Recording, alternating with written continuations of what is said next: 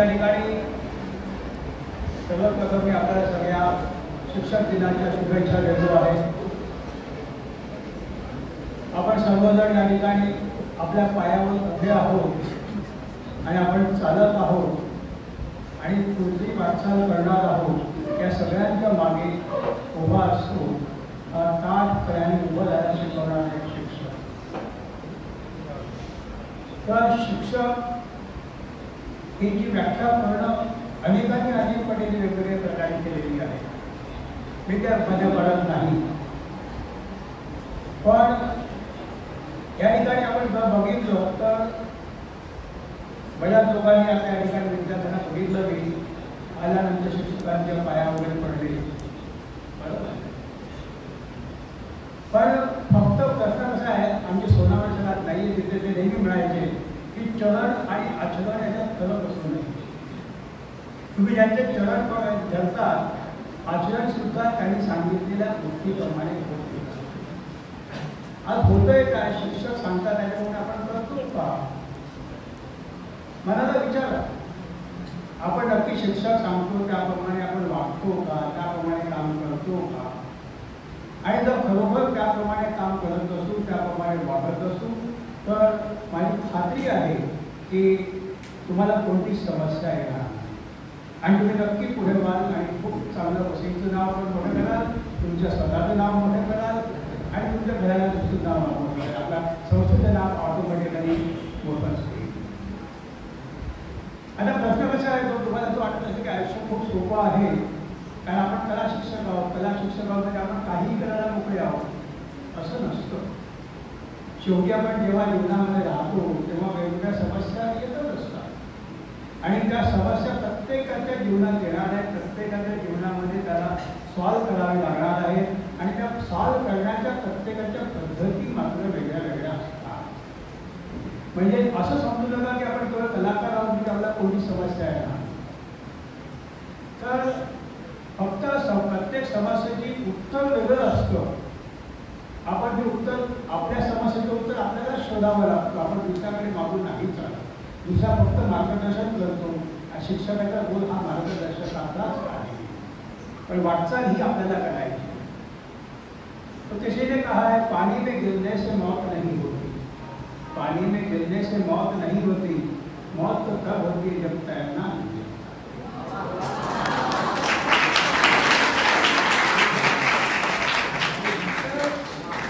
समस्या असत नाही खरं म्हणजे, पण आपण प्रश्न असाल तर आपल्याला त्याचं उत्तर समजत नाही आणि म्हणून ती समस्या आपल्याला मोठी मोठी वाटायला लागते. आणि खरं सांगायचं म्हणजे कधी कधी जेव्हा फार मोठी समस्या असते आणि आपण ज्या वेळेला बऱ्याच वेळेला प्रयत्न करून त्याच्यातून काही मार्ग निघत नाही, त्यावेळेला एक लक्षात घ्या की तुमचे प्रयत्न चुकीच्या दृष्टिकोनातून पाहत. तुम्ही प्रश्नाकडे चुकीच्या दृष्टिकोनातून पाहत आहात. तुम्ही जरा दृष्टी बदलली तर कदाचित प्रश्न तुम्हाला वेगळा दिसेल आणि त्याचं उत्तर लगेच सांगा. तो समस्या ये नहीं कि ताला नहीं खुलता, समस्या ये नहीं कि ताला नहीं खुलता, समस्या ये है कि सही चाबी नहीं.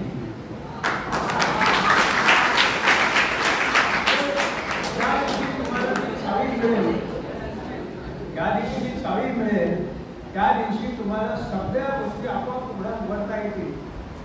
कोणतेच ग्रुप या ठिकाणी no lock without a key. Only thing that you have to handle a proper key, proper lock.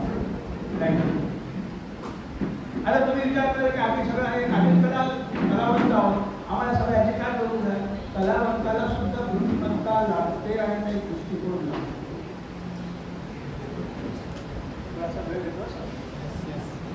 तर एका ठिकाणी एक असा राजा होता आणि त्या राजाला एक डोळा नव्हता आणि एक पाय. आणि तो असं साम्राज्य मोठं होतं, खानदान मोठं होतं, नाव मोठं होतं, पण ह्या शारीरिक रंगाने त्याला नेहमी मानसिक चित्र होत असा नाही. तो नेहमी विचार करायचा तर मला कसं होणार, लोक माझ्याकडे काय दृष्टिकोनातून बघत असते. एक दिवस तो काही चित्रशाळा असते त्याच्यामध्ये सगळ्या त्यांच्या घरातल्या महापुरुषांची फोटो लावलेले असतात, तंबिरी लावलेले असतात, काही पेंटिंग लावलेले असतात.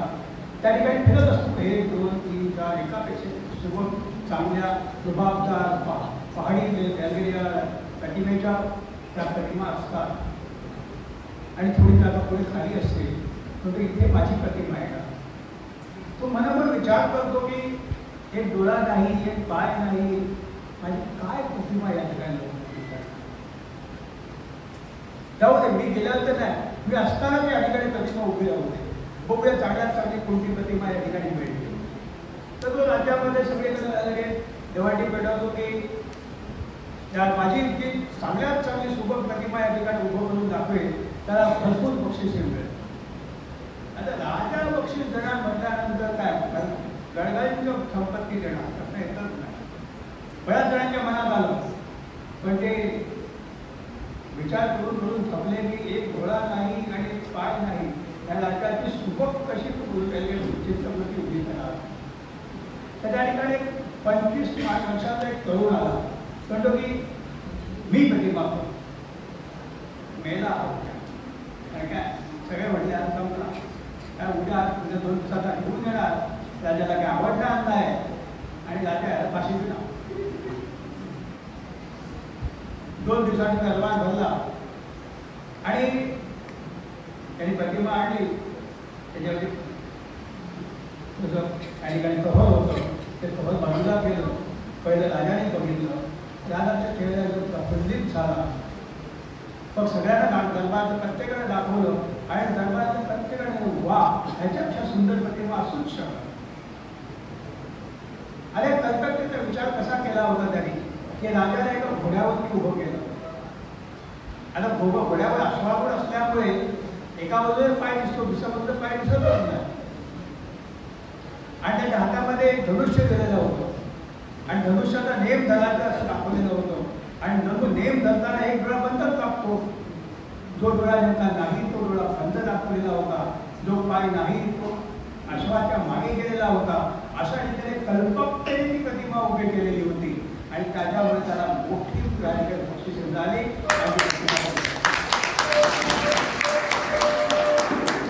तर या ठिकाणी कलाकाराला सुद्धा एका वेगळ्या स्तरावरून विचार करावा लागतो की त्या ठिकाणी म्हणतो स्व या ठिकाणी सौंदर्य शास्त्र शिकवतात, त्याच्यामुळे मी काय जास्त बोलणार नाही. पण त्या ठिकाणी एक प्रत्येक गोष्टीवर सौंदर्य आहे, फक्त आपल्याला ते पाहता.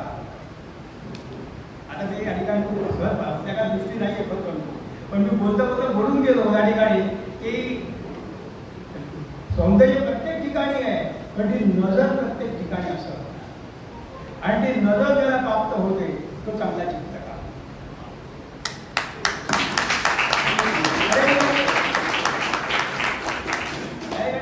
म्हणजे खाडेसर आहेत किंवा खाडेसर सांगून आणि थोडेसर थकले असाइनमेंट करा सांगून लोक असाइनमेंट करतच नाही. आणि परीक्षेच्या शेवटी मग मला वाटतं मागचं GS होतं त्याला सुद्धा आम्हाला बसवता नाही आलं. बरोबर आहे ना, यावर्षी GS पण आहे, माझा बरोबर असाइनमेंट पुरा करत आणि येणार पण आहे त्यांच्या आपल्या पुढे पुढे ठीक आहे.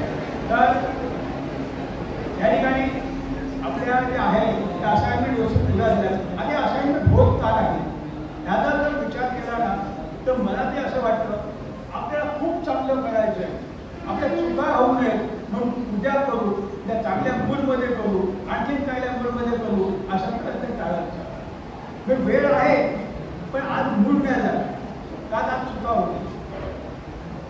काही लक्षात घ्या की चुका या होतच राहणार. तुम्ही असं म्हटलं ना की चुका होऊ नये असं शक्यच नाही. असं एकही चित्र असं आलं आहे का तुमच्याकडे जे शिक्षकाने दाखवलं आणि शिक्षकाने लगेच ॲक्सेप्ट केलं?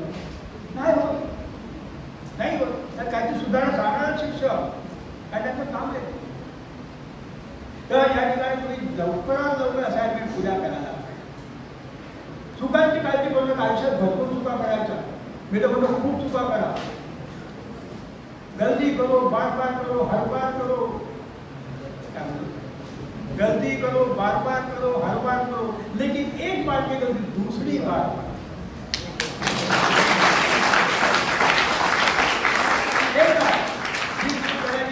करायची, दुसऱ्यांदा चूक नाही करायची. आणि एक लक्षात घ्या, तुम्ही जे काय तुम्हाला चित्र काय दाखवायचे असेल, काय कलाकृती दाखवायची असेल ना, त्या पहिल्यांदा शिक्षकांनाच दाखवा. कारण दुसऱ्यांना दाखवलं ना तर ते एवढ्या चुका काढतील तुमच्या की तुम्ही कंटाळून जा. एक उदाहरण सांगतो तुम्हाला. एका प्रतिष्ठित अशा आर्ट कॉलेजमध्ये एक विद्यार्थी होता. त्या विद्यार्थ्याच्या मनामध्ये काय आलं, त्याने पेंटिंग केलं आणि डायरेक्ट जाऊन नोटीस बोर्ड लावलं आणि खाली नोटीस लिहिली, त्याच्यामध्ये काय काय चुका त्या दाखवा. त्याला वाटतं एवढं सुंदर केलेलं आहे, ह्यात चुका काय निघाल्या. तो गेला वर्गामध्ये बसला वगैरे आणि बाहेर येऊन बघतो, कॉलेजमधून बाहेर जाताना बघतो तर अख्खं painting cross cross cross cross cross cross भरलेलं होतं. सगळे हे चुकत, हे चुकत, हे चुकत, ते चुकत. म्हणजे कुठली गोष्ट चांगली केलीच नव्हती का. तो शिक्षकांकडे गेला, सर एवढं चांगलं पेंटिंग केलं होतं, फक्त तुम्हाला दाखवायच्या आधी लावलं मला गुन्हा झाला, मान्य आहे मला, पण एवढं चुका आहेत का खरोखर. त्याला काही नाही, तुझे पेंटिंग तुझ्या परत करू, त्याला तुझं परत तो जाणं. शिक्षकांनी त्याच्या खाली गोल्ड एक वाक्य लिहिलं, ही माझ्या पेंटिंगमध्ये जो सुधारणा करून दाखवेल त्याला बक्षीस मिळेल. आणि पेंटिंग नोटीसवरती लावून टाकलं. आता खालती गोल्ड जी लिहिलेली होती ते हँडरायटिंग शिक्षकांना. आता कोणाची हिंमत ना त्याच्यामध्ये काय बदल करायचा. अख्खा दिवसभर ते पेंटिंग तसंच पडलेलं होतं, कोणी त्या ठिकाणी काहीही केलं नाही. तर सांगण्याचा उद्देश काय, तुम्ही कधीही चुकांना घाबरून तुम्ही थांबू नका. चुकांना घाबरून थांबू नका. काय त्यामध्ये येतं की चुका या होत जाणार. Errors are errors, mistakes are mistakes, and experience is the high accumulation of errors in the life. तर जेवढ्या तुम्ही चुका कराल तेवढं तुम्ही प्रगल्भ होत जाता. एक लक्षात, तेवढे तुम्ही प्रगल्भ होत जाता. तो कहने की बात ऐसी है, गलती करने निकालने वाले तो लाखों मिलेंगे, गलती निकालने वाले तो लाखों मिलेंगे, लेकिन गलती सुधारने वाले बहुत कम मिलेंगे. और जो गलती सुधारते हैं वही सही शिक्षक होते हैं. और आज के दिन मैं चाहूँगा कि आपको ऐसे लाखों शिक्षक आपके मिले और आपकी सब गलतियाँ वो अपने ऊपर ले और आपको सुधार के रखते और आपके बहुत अच्छे कलाकृति आपके हाथ से हो जाए.